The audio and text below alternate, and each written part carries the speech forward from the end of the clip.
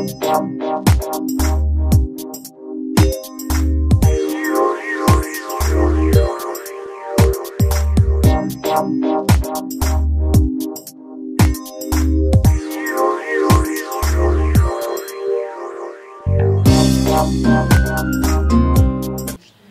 âmbito do programa Discursos Diretos, a Biblioteca Municipal de Lolé recebeu o conceituado escritor João de Melo. Encantado por fazer parte da lista de convidados emblemáticos para falar sobre os reflexos do 25 de Abril, João de Melo começou por explorar como os diversos episódios da sua vida o transformaram em literatura. Depois, à medida que cresci, há coisas que se vão clareando tão nitidamente na minha cabeça que só podiam dar literatura. Se não dessem literatura, tinham que dar uma arte qualquer. E eu não tenho, infelizmente, jeito para mais nada a não ser para alinhar umas frases, umas histórias, umas reflexões, umas crónicas, etc. E deu-me literatura. Mas acho que o primeiro momento da minha literatura, o primeiro leitmotiv, foi exatamente o ter aprendido a escutar as vozes. Quando se nasce numa ilha como a minha, a de São Miguel, ainda por cima uma ilha isolada, que não tem nenhuma em volta, exceto a ilha de Santa Maria, que se pode avistar de quando em quando e em circunstâncias muito particulares de tempo e de firmamento, tem-se a ideia de que o mundo é aquela medida e não é outro. E creio que a primeira grande revelação que eu tive, feita de mim para mim e a mim mesmo, foi dizer assim, mas afinal, este mar em volta leva-nos para onde? O que é que há para além deste mar?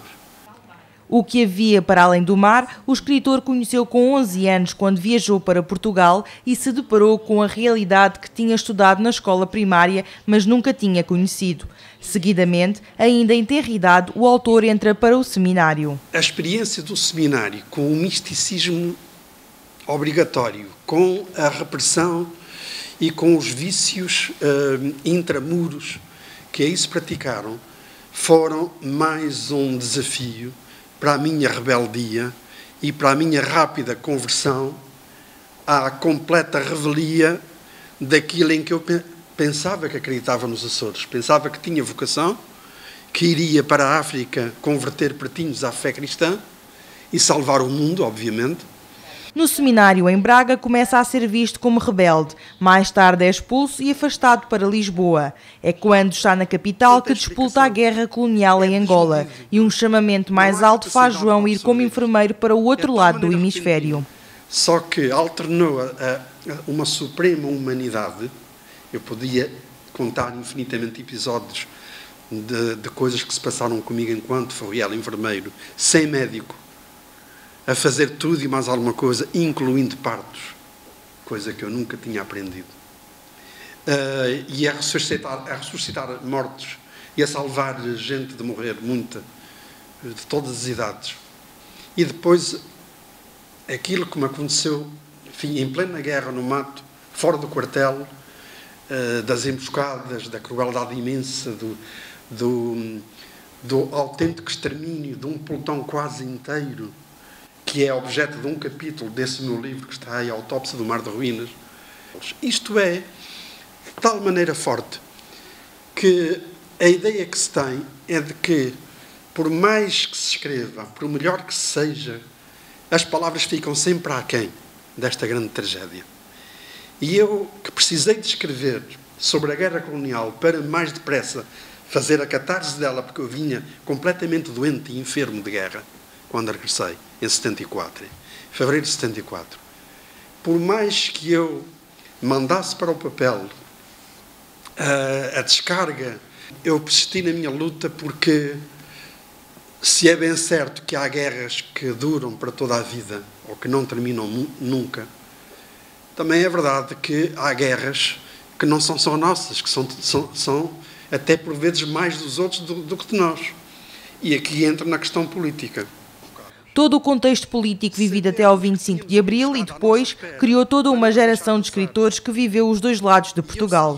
De uma literatura que se descobriu, sobretudo pela voz de novos narradores, novos narradores que foram os primeiros a beneficiarem da liberdade de escrever trazida pelo 25 de Abril. Puderam escrever livremente sobre estas tragédias que continuam connosco, que cada um viveu à sua maneira, instituindo entre nós uma geração literária da guerra colonial, que é como eu a designo desde há muito tempo. Novas consciências literárias que deram também espaço para uma literatura de guerra diferente da epopeia. O tema da guerra colonial não é apenas o tema da guerra colonial. Eu gostava de insistir neste aspecto. Reparem bem que o que mais caracteriza a nossa literatura de guerra é ela não ser heroica, não ir na corrente da epopeia, não se vangloriar daquilo que está a fazer em África, mas pelo contrário, de se cobrir de culpa, de remorso e de humildemente reconhecer a razão do outro, a existência do outro. É essa a grande virtude da literatura de guerra que se produziu entre nós, às vezes antes e depois do 25 de Abril. Lançados vários pontos de vista, a noite terminou em debate de ideias com os presentes na Biblioteca Sofia de Melo Brainer.